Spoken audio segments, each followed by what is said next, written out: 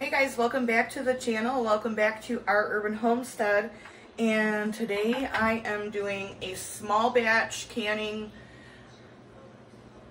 I've got some banana peppers that are starting to come in from the garden, and I don't have enough to do a whole big batch of banana pepper rings. So I'm going to do 1 jar of the banana peppers, and then I also have some cherry tomatoes in my fridge that I do not want to go bad. So I'm going to show you a wonderful recipe for pickled tomatoes. So good. One of my favorite little snacks in the afternoon of summer. So since I do not have a large amount, I'm going to be using the steam canner. I can leave this linked in the description if you want to check it out. Steam canners are awesome. Carmen sent me this for Christmas and I absolutely love it. Steam canners are a safe, approved method of canning. It's just like water bath canning, only you don't use as much water, which I love. It's not as heavy. It's just wonderful. And again, if you're doing small batches, this is perfect because you don't have to waste all that water. It takes a lot less time. You don't have a huge pot of water to bring to a boil. It's just really, really awesome. So if you don't have one of these in your canning arsenal, I do highly recommend you get yourself one. So the jars have been washed. They're gonna sterilize in here for 10 minutes while we make the brine.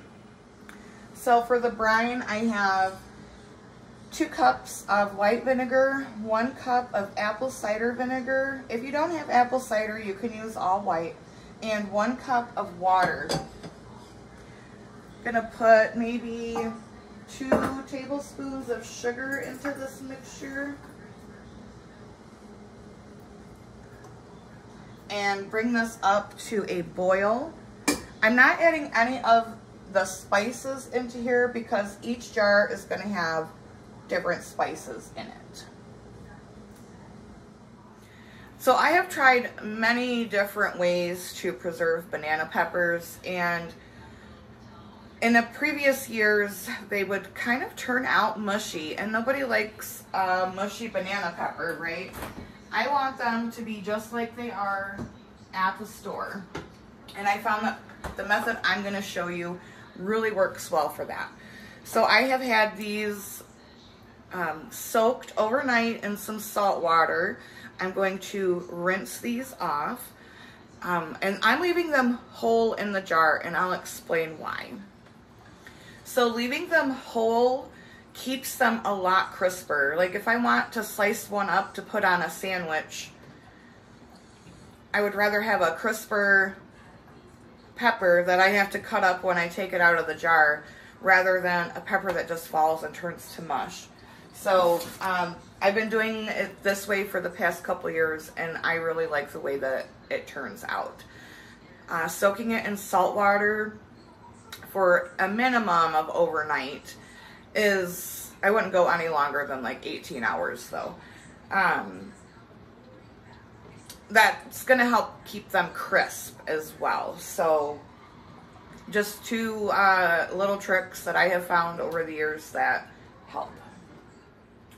For the cherry tomatoes, they're washed, and I'm just going to take a skewer, if you have a toothpick that's fine, and poke a hole through them. What that's going to do is allow the brine to really get into these cherry tomatoes. So, all right, so the brine has reached a boil. The jars are sterilized.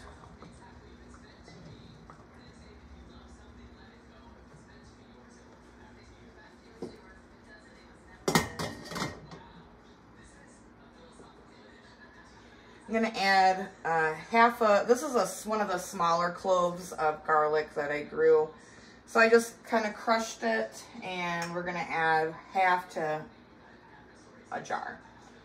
So we're gonna do the banana peppers first.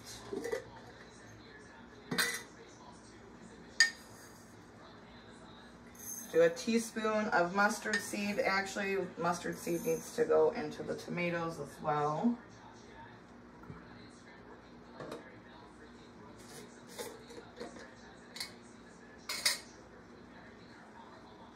And a teaspoon of celery seed. Believe it or not, it really does add like a wonderful little flavor to them.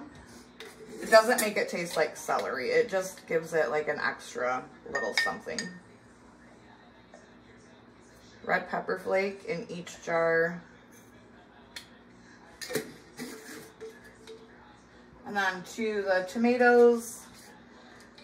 I don't have any fresh dill yet. So if you had fresh dill, feel free to do that. But dill weed works just as well.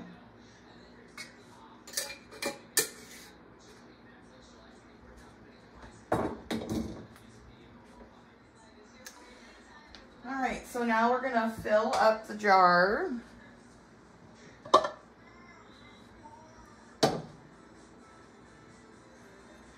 The jar is it's still very hot, but I have asbestos hands. And we're just gonna pack in the peppers.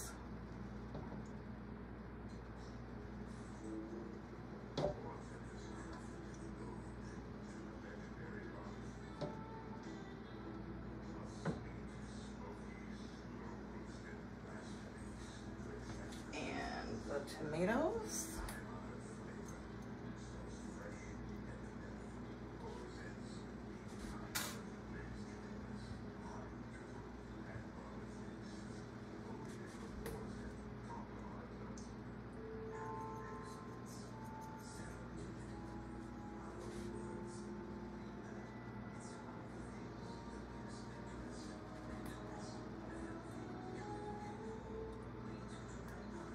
You want to bring, you know, if you have enough, bring your product up to the 1 inch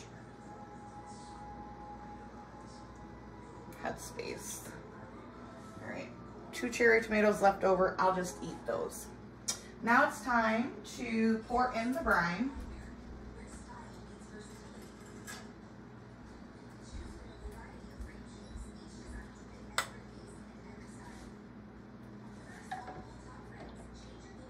You can also add some peppercorns to the tomatoes if you want. And we want to bring the brine up to a 1/2 inch headspace.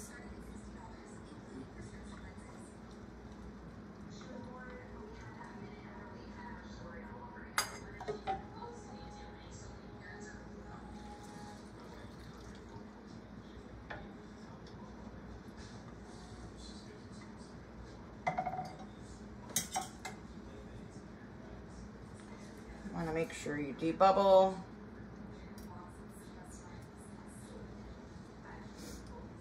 I don't know if you can see, but there are bubbles coming up.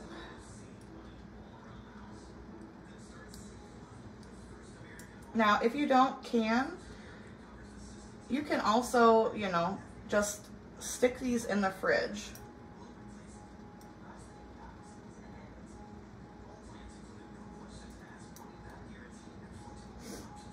So now this one needs a little more brine after debubbling.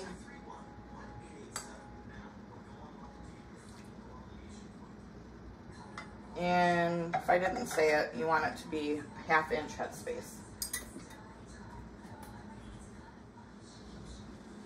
Then I'm going to wipe the rims.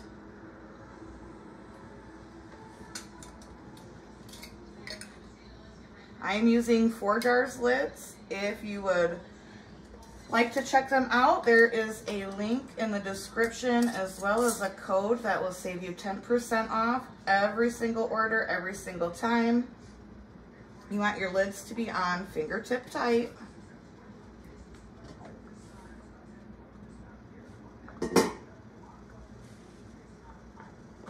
Into the canner.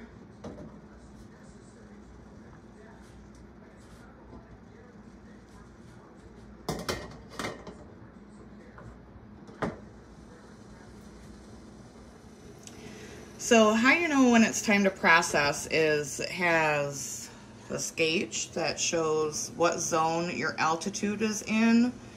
It does give the elevation. You can't really tell very well. But I am in the green zone. So once this little dial hits this mark, that is when you start your processing time. And these will process for 15 minutes since they are pints. If you have half pints, same time. If you do quarts, it would be 20 minutes. The timer is off. I shut the heat off and I'm gonna just let this sit like this for 5 minutes before I remove the lid. All right, so they're done. I'm going to remove them. Set them here and leave them alone until tomorrow. So thanks for joining me in the kitchen today while I did some small batch canning. I hope you give this method of the banana peppers a try and give those tomatoes a try. They're really, really good. As always, thanks for being here. Thanks for being you. And until next time, abundance and blessings.